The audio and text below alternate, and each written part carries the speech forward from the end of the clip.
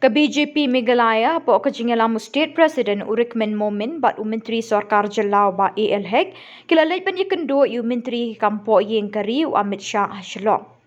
Katkum ke kyrwoh na ke BJP laong bahakani ke jingiakynduh la yok iakren halor kiba kiba kongsan bayadei bat ke Jylla khamtam ke Jingdawa ithuh no Ktien Khasi bat Garo ha ke khyrnit phra bat ru ke inline pwrmit.